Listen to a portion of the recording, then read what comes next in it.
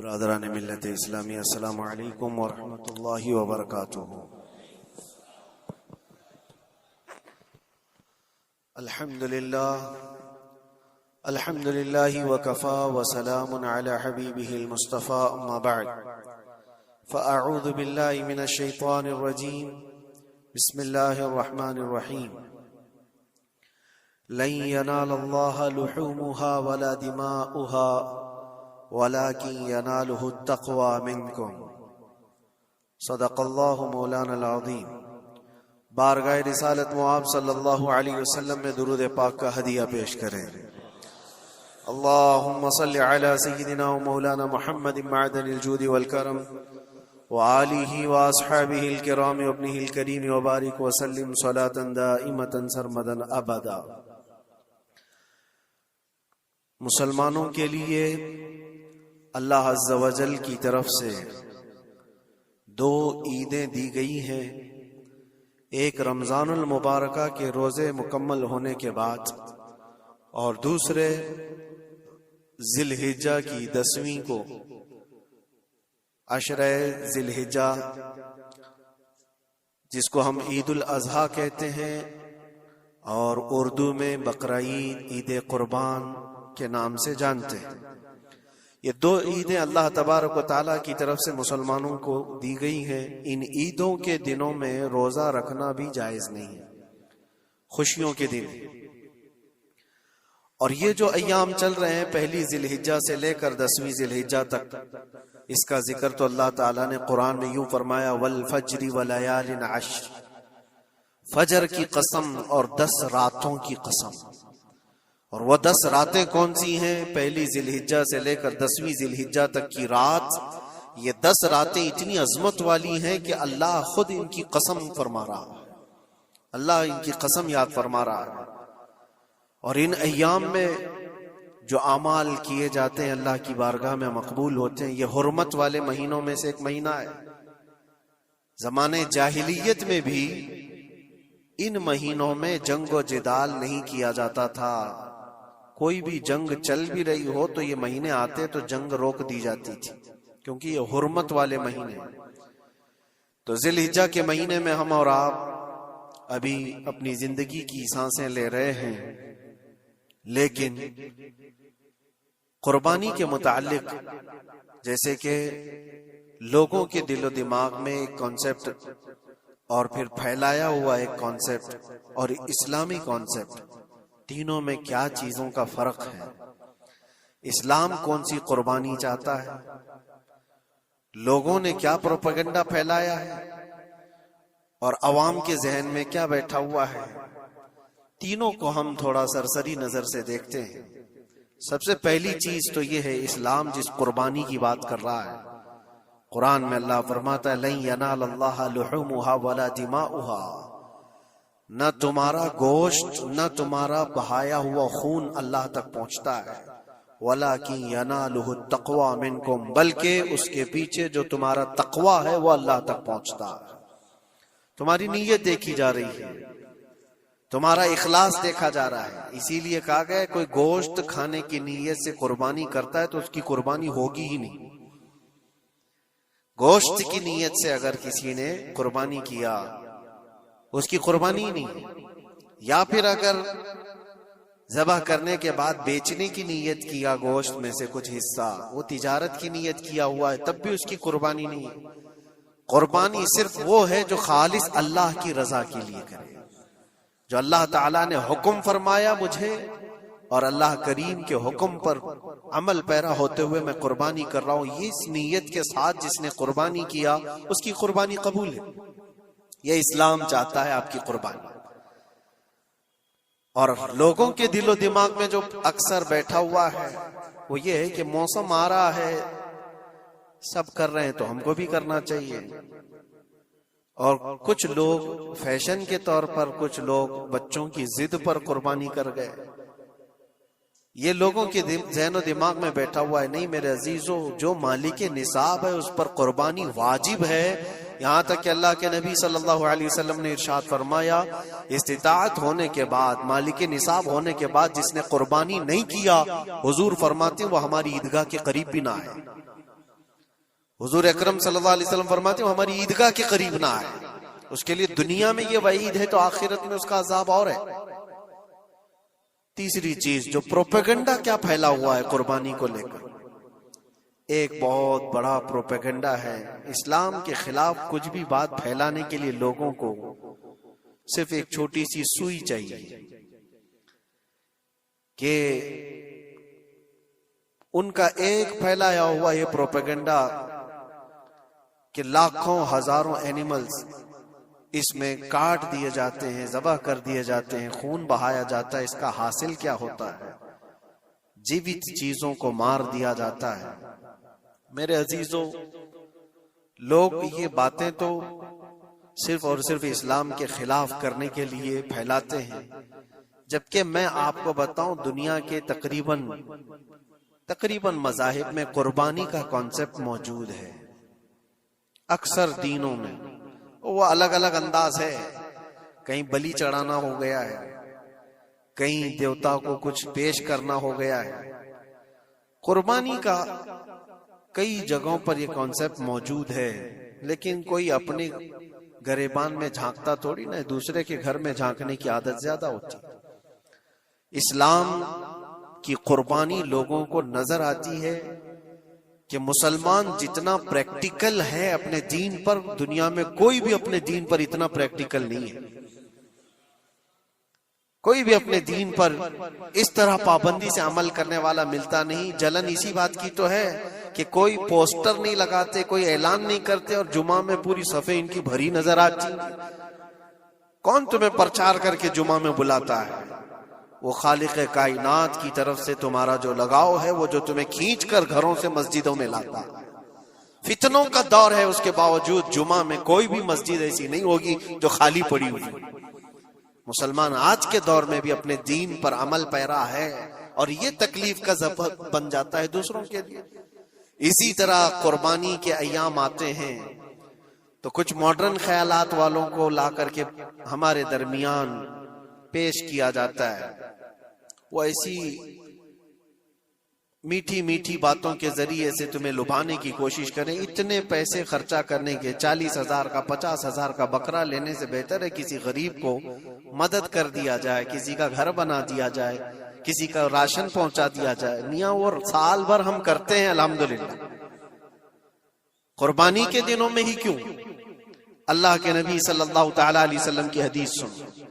حضور پاک صلی اللہ تعالی علیہ وسلم فرماتے ہیں قربانی کے دن، یعنی ذی الحجہ کی 10، 11 اور 12، یہ 3 دنوں کے اندر حضور فرماتے ہیں کوئی عمل دنیا میں قربانی سے زیادہ اہمیت اللہ کے نزدیک نہیں رکھتا۔ کوئی عمل اللہ کو اس سے زیادہ پیارا نہیں ہے قربانی۔ اور ایک بات میں آپ کو بتاؤں، لوگ ہمیں ظالم کی شکل میں پیش کرتے ہیں کہ کاٹ دیتے ہیں، ذبح کر دیتے ہیں۔ ہم اپنی مرضی سے اگر کاٹیں، اپنی خواہش کے لیے کاٹیں تو حرام ہے، اور جس نے خود جان ڈالا ہے اس کے حکم پر کاٹیں تو یہ حرام نہیں ہے، یہ اس کے حکم کی فرمان برداری ہے۔ ایک بات یاد رکھو، جانور تو یہ بکرا ہو، بھینس ہو، اونٹ ہو، جن کی قربانیاں ہوتی ہیں یہ الگ۔ جو مچھلی کھاتے ہیں اس میں بھی اگر کوئی انٹرٹینمنٹ کے لیے شکار کرتا ہے کہ اپنی تفریح قلب کے لیے، تو اس مچھلی کا شکار کرنا بھی حرام ہے۔ ہاں، کھانے کی نیت ہے، تجارت کی نیت ہے، تو مقصد کے تحت اگر مچھلی پکڑ رہا ہے تو اس کے لیے جائز ہے۔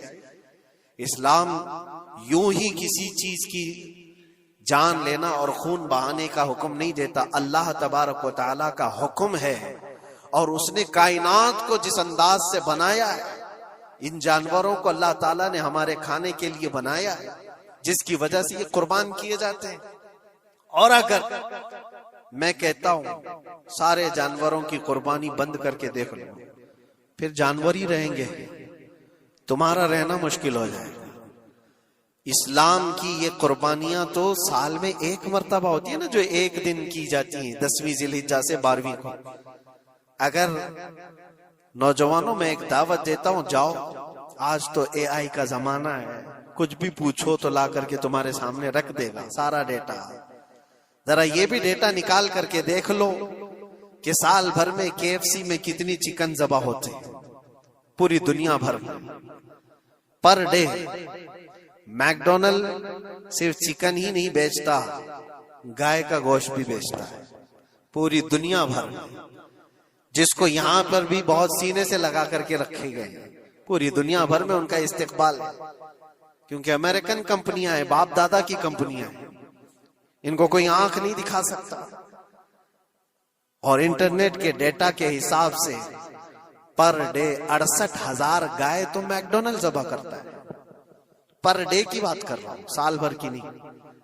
سال بھر ان کا ڈیٹا بہت زیادہ ہے، ملینز میں ہے، اور 1 بلین سے زیادہ چکن وہاں پر بھی قربان ہوتی ہیں جو فرائیڈ چکن کھاتے ہیں۔ یہ تو ایک کمپنی کی بات کر رہا ہوں، ایسی بہت ساری کمپنیاں ہیں۔ تو کبھی کسی نے یہ اعتراض کیا کہ یہ کمپنیاں اتنے جانوروں کو ذبح کرتی؟ نہیں، بقرعید کے دن سب کے سینگ نظر آتے ہیں، جانوروں کی محبت امڑ امڑ کر کے آتی ہے۔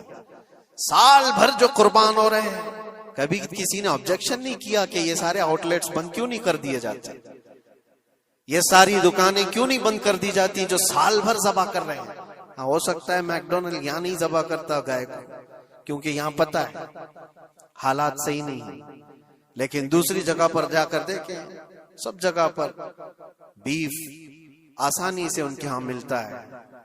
میں یہ باتیں صرف اور صرف یہ اس لیے کہہ رہا ہوں، پھیلایا ہوا پروپیگنڈا کیا ہے، جانوروں سے محبت یہ سکھائیں گے ہمیں۔ اللہ کے نبی صلی اللہ تعالی علیہ وسلم فرماتے ہیں، بنی اسرائیل کی ایک خاتون کو میں نے جہنم میں دیکھا۔ کس بنیاد پر؟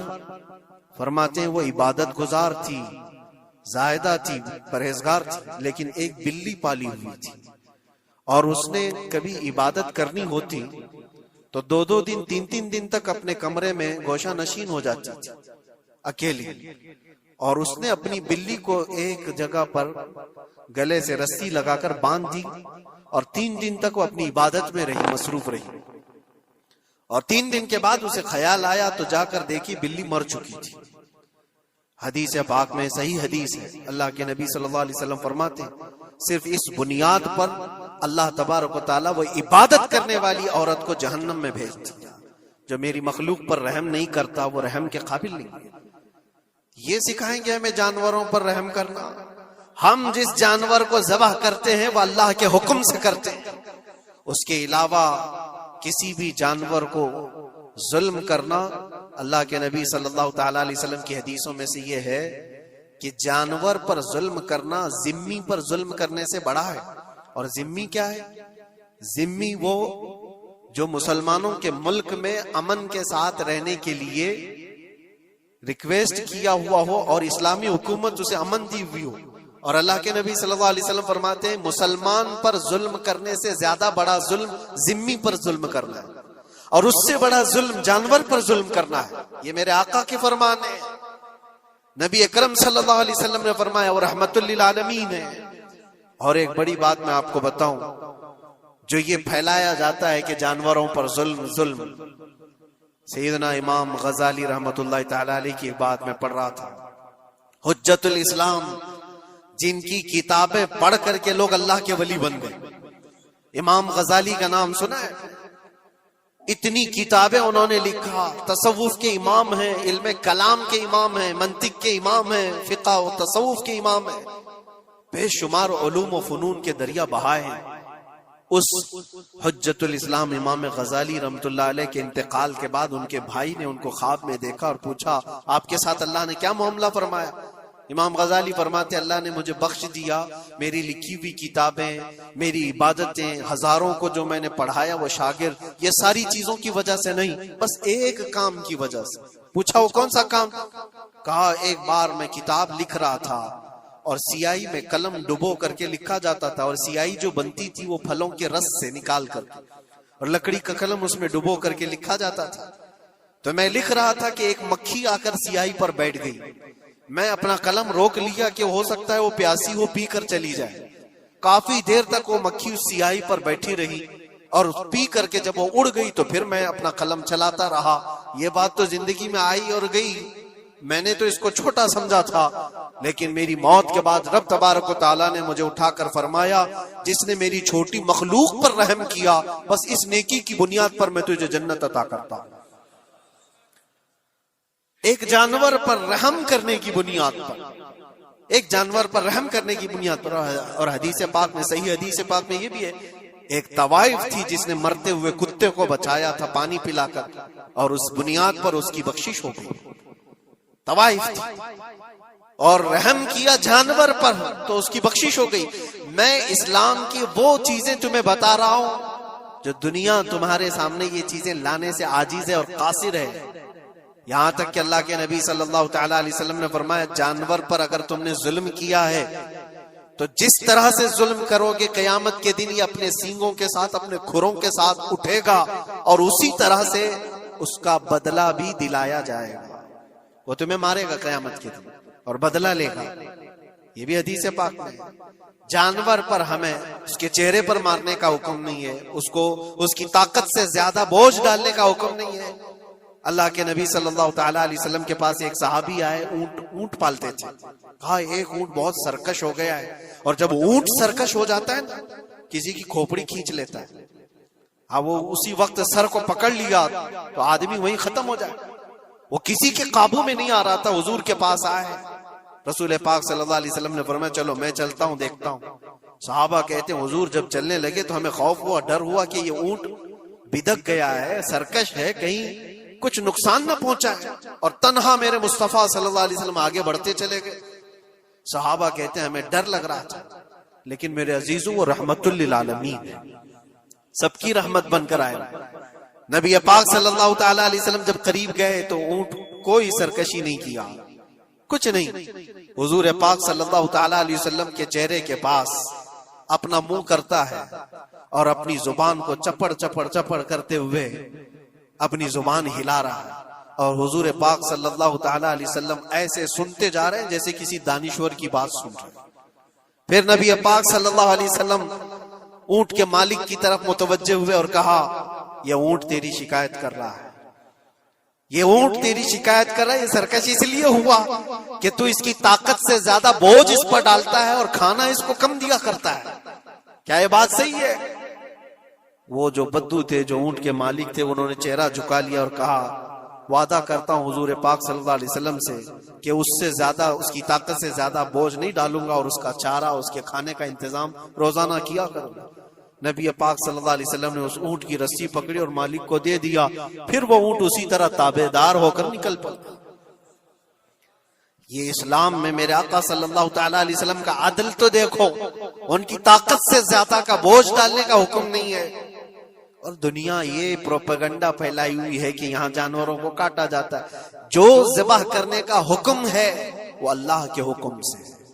میرے رب تبارک و تعالیٰ نے خود جان ڈالی، ہماری جان کا بھی وہی مالک ہے، جانوروں کے جان کا بھی وہی مالک ہے۔ اگر اللہ کا حکم نہ ہوتا تو ہمیں چونٹی مارنے کی بھی اجازت نہیں، اللہ کا حکم نہ ہوتا تو ہمیں کسی کو بھی قربانی کرنے کی اجازت نہیں ہوتی۔ یہ رب تبارک و تعالیٰ کا حکم ہے، تو ظاہر سی بات ہے ہم اللہ کے بندے ہیں۔ رب تبارک و تعالیٰ جانوروں کی قربانی کا حکم دیا، اس لیے ہر سال بقرعید میں مسلمان قربانی کرتے ہیں۔ اگر اللہ چاہے تو اپنے بیٹوں کی قربانی کا بھی حکم دے دے، اور دیا ہے رب تعالیٰ نے، اور وہ بھی کر کے دکھایا سیدنا ابراہیم علیہ السلام۔ اللہ تبارک و تعالیٰ اگر حکم دے تو کیا تم ایسے مسلمان نہیں ہو؟ مسلمان کا مطلب ہوتا ہے سر جھکانے والا اللہ کے حکم کے آگے، یہ نہیں پوچھے گا کہ کیوں ہے اور کیسے ہے۔ مسلم کہتے ہیں اپنا سر جھکا دیا اللہ کی بارگاہ میں، اس کے حکم کے آگے۔ اللہ تبارک و تعالی ہماری جانوں کا مالک ہے، اگر وہ چاہتا تو ہماری قربانی کا حکم دیتا، ہمارے اولاد کا، لیکن رب تبارک و تعالی نے یہ سنت ابراہیمی پر پوری دنیا کو ثواب دینے کے لیے جانوروں کی قربانی کا حکم عطا فرمایا۔ میرے آقا صلی اللہ تعالی علیہ وسلم کے پاس ایک صحابی حضرت زید بن ارقم آئے اور پوچھا یہ قربانی کیا ہے میرے آقا؟ حضور اکرم صلی اللہ علیہ وسلم نے فرمایا جس جانور کی ذبح کی قربانی کرو گے اس کے ہر بال کے بدلے تمہیں اللہ ایک نیکی عطا فرمائے گا۔ جتنے اس کے جسم میں بال ہوں گے ہر بال کے بدلے اللہ تمہیں ایک نیکی عطا فرمائے گا۔ اور حضور اکرم صلی اللہ تعالی علیہ وسلم نے یہ بھی ارشاد فرمایا کہ تم جانور کا انتخاب اچھا کرو، اس لیے کہ کل بروز قیامت پل صراط پر یہ تمہاری سواری بن کر آئے گا، جس پر بیٹھ کر تم جنت میں جا رہے ہو۔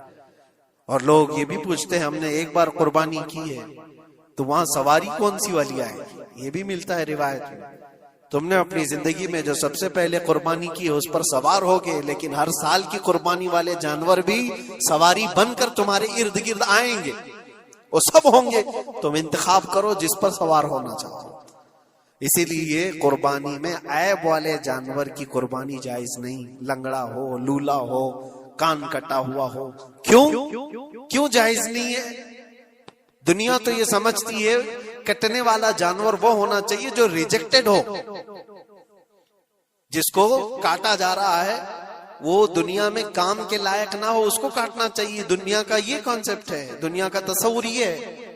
لیکن نہیں، اگر کوئی اپنے استعمال کے لیے کاٹ رہا ہوتا تو میں کہتا ہاں ریجیکٹڈ مال کاٹ لو، لیکن ذبح جو ہم کرتے ہیں قربانی میں وہ اپنے لیے نہیں، وہ رب ذوالجلال کے لیے ہے۔ اسی لیے بندہ یہ دیکھے میں اپنے رب کے حضور کیا پیش کر رہا ہوں۔ تم اگر کوئی ہدیہ تحفہ خریدنے جاتے ہو اپنے کسی عزت دار شخص کے لیے تو انتخاب سوچ سمجھ کر کے کرتے ہو کہ جس کو میں دینے جا رہا ہوں یہ کتنا ویلیو والا ہونا چاہیے، کتنا عزت والا ہونا چاہیے، اور جو رب تعالیٰ کی بارگاہ میں پیش کر رہے ہو اس کا بھی آپ خیال رکھو۔ اس لیے لوگ کام چلانے کی باتیں تو بہت کرتے ہیں۔ قربانی کے متعلق کچھ باتیں ہیں جو مجھے آج عرض کرنی تھی، اس لیے میں نے آج اس موضوع پر آپ سے خطاب کیا۔ بہت سارے لوگ طرح طرح کے افواہیں بھی پھیلاتے ہیں۔ یہ تو ان غیر مسلموں کے اعتراضات کا میں نے جواب دیا۔ دنیا بھر میں ہمارے اوپر الزام کہ یہ لاکھوں جانوروں کو ایسی ذبح کر دیتے، کاٹ دیتے ہیں، لیکن میرے عزیزو یہی وہ دنیا ہے جو ایک طرف تو جانوروں کی حمایت اور محبت کی بات کرتی ہے اور دوسری طرف ان کے بڑے بڑے ملٹی نیشنل کمپنیاں جانوروں کو بے دریغ ذبح کرتے ہیں، قتل کر رہے ہیں اور کھانے میں بھی استعمال کر رہے ہیں۔ اور صرف اتنا ہی نہیں، سارے جانوروں کی کھالیں، لیدر کی بیگ، لیدر کے جوتے، لیدر کے بیلٹ، لیدر کی ٹوپیاں، لیدر کے جاکٹ سب بنا کر کے دنیا پہن رہی ہے اور قیمتی چیزوں میں اس کو شمار کیا جاتا ہے۔ ان سے کوئی سوال نہیں کرتا کہ یہ سب چیزیں کہاں سے تم لائے، یہ سب چیزیں تم کہاں سے لائے؟ کیا بغیر کسی جانور کے ذبح کیے ہوئے اس کی کھال کا استعمال کرتے ہو؟ لیدر کا استعمال تو ساری دنیا بڑے فخر سے کر رہی ہے، حتیٰ کہ گھروں کے استعمال کرنے والے صوفے اور کرسیوں پر تک استعمال ہے، اپنی بیٹھنے والی گاڑیوں میں کار کی سیٹ پر تک استعمال ہے۔ تمہارے پہننے والے جوتے، تمہارے پہننے والے بیلٹ، تمہارے پہننے والے جاکٹ سب جگہ تمہارا استعمال ہے۔ اور صرف میں یہ نہیں کہہ رہا کہ دنیا میں صرف مسلمان استعمال کرتے ہیں، ساری دنیا لیدر کا استعمال کرتی ہے۔ یہ لیدر کہاں سے آتا ہے؟ تو یہ دغلا پن، یہ جو ڈبل رول ہے، ڈبل سٹینڈ، ایک طرف حمایت کی بات کرنا اور دوسری طرف بے دریغ ذبح بھی کرنا، یہ سب چیزیں دنیا کو بیوقوف بنانا اور اسلام کے خلاف ایک پروپیگنڈا پھیلانا۔ لیکن اے مسلمانوں، ذہن و دماغ میں کسی ایسے ماڈرن کلچر کے ایسا کوئی فریفتہ ہو، اس کی باتوں میں آ کر تم یہ سوچو کہ نہیں اتنے پیسے میں قربانی کے بجائے صدقہ کر دوں، کسی غریب کو دے دوں، ناجائز ہے۔ تمہارے اوپر سے قربانی کا وجوب ختم نہیں ہوگا، وہ اسی طرح سے باقی رہے گا اور گنہگار بھی رہو گے۔ اللہ کریم سے زیادہ تم رحم کرنے والے نہیں ہو، اللہ ارحم الراحمین ہے۔ اللہ ارحم الراحمین ہے، جب وہ حکم عطا فرما رہا ہے تو کیا تمہارے دل میں اس سے بھی زیادہ رحم ہے؟ تو قربانی کے دنوں میں صرف قربانی ہی ہوگی۔ اب کچھ جو چیزیں ایسی ہیں پھیلائی گئی، دیکھیں ایک بات میں آپ کو بتاؤں، اللہ کے نبی صلی اللہ تعالی علیہ وسلم رحمت للعالمین ہیں، سب کا ماننا عقیدہ ہے، وہ رحمت للعالمین رسول صلی اللہ علیہ وسلم نے خود اپنے ہاتھوں سے قربانی فرمائی، اور ایک دو نہیں، 100 اونٹ آئے تھے، جس میں سے 63 اونٹوں کو میرے آقا صلی اللہ علیہ وسلم نے نحر فرمایا۔ 63 اونٹوں کو خود حضور نے ذبح فرمایا، اور اس کے بعد حضرت علی مرتضی شیر خدا رضی اللہ تعالیٰ عنہ کو دیا، باقی کے اونٹوں کو تم ذبح کرو۔ نبی پاک صلی اللہ تعالیٰ علیہ وسلم نے یہ جو 100 اونٹوں کو ذبح فرمایا تھا یہ اپنے حج کے موقع پر، اور اس کے علاوہ ایک حدیث پاک میں یہ بھی ہے، حضور اکرم صلی اللہ علیہ وسلم نے جو 2 چت کبرے بکرے ذبح کیے تھے۔ چت کبرے کس کو کہتے ہیں؟ 2 کلر والے، بلیک اینڈ وائٹ جو ہوتے ہیں، ابلق ان کو کہتے ہیں عربی میں۔ 2 مینڈے ذبح فرمائے، ایک نبی پاک صلی اللہ تعالی علیہ وسلم نے اپنی جانب سے قربان فرمایا، اور دوسرا پوری امت کی طرف سے قربان فرمایا۔ یہ رسول پاک صلی اللہ تعالی علیہ وسلم کے، اسی لیے تو میں عرض کرتا ہوں میرے عزیزو، ہمارے امام نے سچ کہا، جو نہ بھولا ہم غریبوں کو رضا، یاد اس کی اپنی عادت کیجئے۔ قربانی سال میں 1 مرتبہ ہو رہی ہے، رسول پاک صلی اللہ تعالی علیہ وسلم قربان کر دیتے اپنے نام سے، وہ تو کیا ہی، لیکن قیامت تک آنے والی اپنی امت کی طرف سے بھی خود اپنے ہاتھ سے قربانی فرمائے۔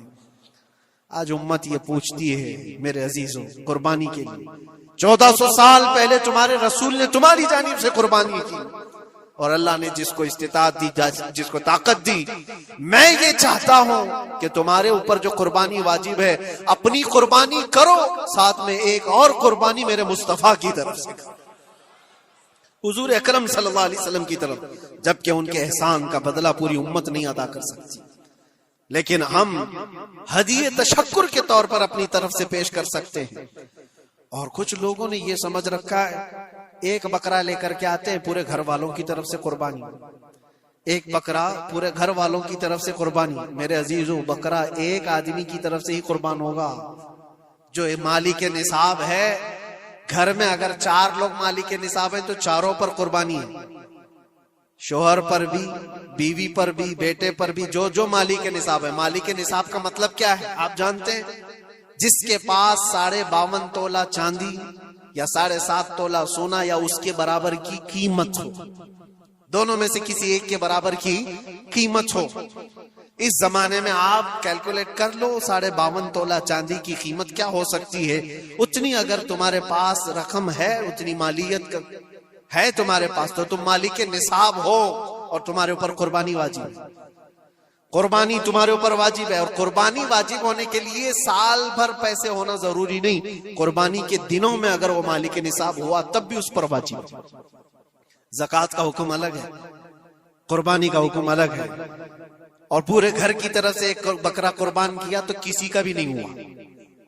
اگر 4 لوگ گھر میں رہتے تھے اور چاروں کی طرف سے ایک بکرا ذبح کیا اور چاروں کا نام لیا گیا ہے تو کسی کے نام سے قربانی نہیں ہوئی، کیونکہ پرٹیکولر ایک ہی کی طرف سے قربانی ہو سکتی ہے۔ ہاں، بڑے جانور میں 7 حصے ہو سکتے ہیں، وہ اونٹ ہوا یا بیل بھینس، یہ جو بڑے جانور ہیں ان جانوروں میں 7 حصے ہو سکتے ہیں، اور ان میں شریک ہونا جائز ہے۔ لیکن 7 لوگ جو شریک ہو رہے ہیں ان کے لیے بھی شرط ہے، کوئی ایک بندہ بھی اس میں غلط عقیدے والا بھی نہ ہو اور گوشت کی نیت سے شریک نہ ہوا ہو، بلکہ سب قربانی کی نیت سے آئے ہوں تو سب کی قربانی ہوگی۔ یہ خیال بھی رہے ضروری ہے۔ اب حالات ایسے آ گئے کہ سب کے لیے ایک بکرا لینا اگر طاقت کے بھر نہیں ہے، استطاعت نہیں ہے، تو وہ بڑے جانور میں حصہ لے سکتے ہیں، جہاں پر یہ قربانیاں ہو رہی ہیں شریک ہو سکتے ہیں۔ کچھ لوگوں نے یہ پروپیگنڈا بھی پھیلایا ہے ہمارے درمیان میں سے کہ بڑے کی قربانیاں جو ہوتی ہیں اجتماعی قربانیاں، یہ جائز نہیں ہے، آدمی کو اپنی قربانی کے وقت سامنے ہونا ضروری ہے۔ ایسی باتیں پھیلائی گئی ہیں۔ میں آپ کو حدیث پاک سناتا ہوں۔ اللہ کے نبی صلی اللہ تعالی علیہ وسلم نے ارشاد فرمایا حضرت فاطمہ سے، کہا ہے فاطمہ اپنی قربانی کے وقت سامنے رہو، قربانی کے خون کا قطرہ زمین پر گرنے سے پہلے اللہ تعالیٰ تمہارے پچھلے سارے گناہ معاف فرمائے گا۔ حدیث پاک ہے، لیکن ساتھ میں دوسری حدیث یہ بھی ہے، نبی پاک صلی اللہ تعالی علیہ وسلم نے اپنی قربانی کا وکیل حضرت علی کو بنایا تھا کہ اپنی نیابت دے دی کہ میری طرف سے تم قربانی کرو۔ اس طرح سے جو مسلمان استطاعت نہیں رکھتا خود کرنے کی، وہ اپنی جانب سے کسی دوسرے کو وکیل بنا سکتا ہے، شرعاً جائز ہے۔ کسی کو بھی وکالت دی جا سکتی، نیابت دی جا سکتی ہے، میرے طرف سے تم قربانی کرو۔ جیسے کہ گھر میں کوئی عورت مالک نصاب ہے، اگر یہ حکم ہوتا کہ عورت خود جا کر کے کرے تو کہاں سے کرتی؟ عورت کسی کو وکیل بنا سکتی ہے، اپنے شوہر کو کہہ دی یا کسی کو دے دیا پیسے کہ میری جانب سے تم قربانی کرو، یہ جائز ہے بالکل۔ جن لوگوں نے یہ پروپیگنڈا پھیلایا ہے ہمارے درمیان میں کہ قربانیاں نہیں ہوتی، وہ جاہل لوگ ہیں، پڑھے لکھے لوگ نہیں۔ شرعی مسائل کو جانے بغیر اس طرح کی باتیں عوام الناس میں، عوام المسلمین میں پھیلانا یہ گناہ ہے۔ ہاں اس بات کو یاد رکھیں، جو وکیل ہے قربانی کا، اس کے اوپر ذمہ داری ہے کہ وہ جتنے لوگوں کی قربانی کر رہا ہے جانور شریعت کے مطابق کا لے، عیب دار جانور کی قربانی نہ کرے، لاغر ہو، کمزور ہو، سینگ ٹوٹا ہوا ہو، کان کٹا ہوا ہو، پیر کٹا ہوا ہو، دم کٹی ہوئی ہو، یا اتنا کمزور کہ چل نہیں سکتا، کھڑا نہیں ہو سکتا، ایسا عیب دار جانور نہ لے۔ یہ وکیل کی ذمہ داری ہے جو سب کی طرف سے قربانی کر رہا ہے۔ اور دوسری چیز، عیب کس کو کہتے ہیں؟ عیب کس کو؟ کان میں اگر سوراخ ہے تو وہ مکروہ ہے لیکن قربانی ہے اس کی۔ ہاں سینگ اگر بچپن اس کے پیدائشی نہیں آئے تھے تو جائز ہے اس کی قربانی، آئے تھے اور ٹوٹ گئے تو اس کی مقدار بتائی گئی ہے، 1/3 حصہ اگر ٹوٹا ہے تو اس وقت تک جائز ہے، اس سے زیادہ جڑ سے ٹوٹے ہوئے ہیں تو قربانی جائز نہیں۔ کوئی پیر پورا کٹا ہوا ہے، دم پوری کٹی ہوئی، یہ عیب میں آتا ہے۔ عیب دار جانور کی قربانی جائز نہیں، یہ وکیل کرے گا، نہیں کرے گا تو وہ گنہگار ہے۔ لیکن اس کا مطلب یہ نہیں ہوتا کہ اجتماعی قربانی جائز ہی نہیں، جائز ہی نہیں۔ ایسی باتیں کیوں پھیلائی جاتی ہیں؟ حدیث پاک میں ملتا ہے کہ نیابت اور دوسرے کو وکالت دینا جائز ہے۔ اب کچھ لوگ یہ بھی پھیلاتے ہیں کہ قربانی کے جو حصے لیے جاتے ہیں، گوشت دیا جائے تو اس کی قیمت الگ ہوتی ہے، گوشت نہ لو تو اس کی قیمت الگ ہوتی ہے، سب پھیلی ہوئی چیزیں ہیں۔ اس کا ریزن بھی پتہ کرنا چاہیے، ایسی بغیر علم کے بات کرنے سے۔ 4000-5000 روپے کا ایک حصہ آتا ہے اگر شہر میں کوئی بڑا جانور ذبح کرے، کیونکہ مہنگا ملتا ہے بیل، اور باہر جب جا کر کے کوئی ذبح کر رہا ہے تو وہی ایک حصہ 1500 روپے میں 2000 میں ہو جاتا ہے۔ تو کچھ لوگوں کو یہ غلط فہمی پھیلائی جاتی ہے کہ یہ لوگ کرتے ہی نہیں ہیں اور ایسی پیسے وصولتے ہیں، ایسا نہیں۔ دور دراز کچھ علاقے ایسے ہیں، بنگال ہے، اڑیسہ ہے، اور بھی کئی علاقے بہار کے، جہاں پر بڑے جانور نہایت ہی سستے دام میں ملتے ہیں، بلکہ وہاں پر جانوروں کی قیمت صرف 5000 6000 اور 10000 کے نیچے ہوتی ہے، بڑے جانوروں کی جو ہم نے دیکھے ہیں۔ وہاں جا کر کچھ تنظیمیں قربانی کرتی ہیں، اگر وہ صحیح طریقے سے شریعت کے مطابق جانور لے کر کے کر رہے ہیں تو کوئی حرج نہیں، چاہے وہ 200 روپے حصے میں بھی کرتا ہو، کوئی حرج نہیں۔ قیمت میٹر نہیں کرتی، جانور میٹر کرتا ہے، قیمت چاہے جتنی بھی ہو رہی ہو۔ اس چیز کو آج وضاحت کرنا ضروری تھا، اس لیے میں نے آپ کے سامنے بیان کیا۔ غلط فہمیوں میں نہ پھیلے، غلط فہمیاں نہ پھیلائیں، خود بھی بچیں۔ ہاں افضل کیا ہے؟ افضل تو یہ ہے کہ اللہ نے تم پر واجب کیا، تم جاؤ اپنے ہاتھ سے کرو، تم جاؤ، کیونکہ حدیث پاک میں ملتا ہے کہ تم اپنے ہاتھ سے قربانی کرو اگر طاقت رکھتے ہو، اس کے خون کا قطرہ گرنے سے پہلے تمہارے پچھلے سارے گناہ اللہ معاف فرمائے۔ یہ افضل ہے۔ یہ ساری باتیں تھی جو عید قربان سے ریلیٹڈ تھی۔ اللہ کریم ہم سب کو اس کی رضا کے لیے قربانی کرنے کی توفیق عطا فرمائے۔ لیکن ساتھ میں ایک بات یہ بھی یاد رکھیں، جب بندہ قربان کر رہا ہوتا ہے تو اس کے اندر یہ نیت بھی ہو، جیسے سیدنا ابراہیم علیہ الصلوۃ والتسلیم کو اللہ تعالیٰ نے کیا فرمایا تھا؟ 4 پرندے لو، ان کو ذبح کرو، ان کے سر اپنے پاس رکھو، ان کا قیمہ بنا کر 4 پہاڑوں پر رکھاؤ، اور پھر ان پرندوں کا نام لے کر کے بلاؤ، وہ زندہ ہو کر کے آ جائیں گے۔ کیونکہ ابراہیم علیہ السلام نے اللہ سے پوچھا تھا کہ اللہ تم مرنے کے بعد لوگوں کو زندہ کیسے کرتا ہے، میں دیکھنا چاہتا ہوں۔ تو رب تعالیٰ ان کو پریکٹیکل دکھانا چاہ رہا تھا کہ جاؤ ٹھیک ہے، ذبح کرو 4 پرندے اور ان کا قیمہ بنا دو، سر ان کے اپنے پاس رکھ لینا، اور ان کا قیمہ 4 پہاڑوں پر رکھ کر آؤ، اور پھر آ کر ان سروں کے پاس کھڑے ہو کر ان پرندوں کے نام لے کر بلاؤ، وہ آ جائیں گے۔ ابراہیم علیہ السلام نے اسی کیا، 4 پرندے لیے تھے۔ کیا کیا لیے تھے آپ کو میں بتاؤں، ایک مرغا تھا، ایک کوا تھا، ایک کبوتر تھا اور ایک مور تھا۔ پرندوں کے نام یاد رکھ لیں، کوا ہے، مرغا ہے، کبوتر ہے اور مور ہے۔ چاروں کو ذبح کیا، ان کے سر اپنے پاس رکھے اور جسم کے سب قیمہ بنا دیا اور 4 جگہ پر مکس کر کے ان کو رکھا ہے۔ پھر آ کر یہاں کھڑے ہوئے اور پکارا ان پرندوں کا نام لے کر، اللہ کے حکم سے آ جاؤ۔ وہ قیمہ ہوا میں اڑا، جسم بنا اور ویسی بغیر سر کے اڑتا ہوا آیا اور اپنے اپنے سر سے جڑ کر کے وہ زندہ پرندہ ہو گیا۔ قرآن پاک میں یہ ہے موجود، 3 پارے میں رب تبارک و تعالیٰ نے فرمایا وَإِذْ قَالَ إِبْرَاهِيمُ رَبِّ أَرِنِي كَيْفَ تُحْيِي الْمَوْتَى قَالَ أَوَلَمْ تُؤْمِنْ قَالَ بَلَىٰ قال ولكن ليطمئن قلبي قال فخذ 4 من الطير فصرهن إليك ثم اجعل على كل جبل منهن جزءا ثم ادعهن يأتينك سعيا واعلم ان الله عزيز حكيم۔ یہ اللہ تبارک تعالیٰ نے پورا قرآن میں فرمایا کہ ابراہیم علیہ السلام نے یہ جو کیا۔ اب سنیے، سبع سنابل شریف میں میر عبد الواحد بلگرامی رحمۃ اللہ علیہ لکھتے ہیں کہ 4 پرندوں کا جو انتخاب ہوا تھا نا، 4 پرندے جو چنے گئے تھے، کون سے تھے؟ کوا، مرغا، کبوتر، مور۔ اصل میں جو ہے ان کی ہر ایک کی ایک خاصیت ہے۔ کوا لالچی بہت ہوتا ہے، کوا لالچی بہت ہوتا ہے۔ مرغا اس کے اندر شہوت بہت زیادہ ہے، عورت کی خواہش، مرغے کے اندر خواہش شہوت زیادہ ہوتی ہے، اور کبوتر کے اندر دوستی کرنے کی عادت زیادہ ہوتی ہے، جلدی دوستی کرتا ہے، اور مور کے اندر دکھاوے کی عادت زیادہ ہوتی ہے، اپنی خوبصورتی کا اظہار بار بار کرتا ہے۔ تو یہ 4 چیزیں ان کے اندر ہیں، یہ 4 پرندوں کے اندر۔ صوفیہ اکرام فرماتے ہیں در حقیقت آپ کو حکم تھا ان جانوروں کو ذبح کا نہیں تھا، کوے کی لالچ کو ذبح کرو، مرغے کی شہوت کو ذبح کرو، اور بنا وجہ کے کبوتر کی جو دوستی ہے ہر ایرے غیرے سے، اس دوستی کے کو قطع کرو، اور مور کی دکھاوے کی عادت کو ذبح کرو۔ یہ 4 بری عادتوں کو ذبح کرو تو اللہ کی قدرت کے مشاہدے دیکھنے ملیں گے۔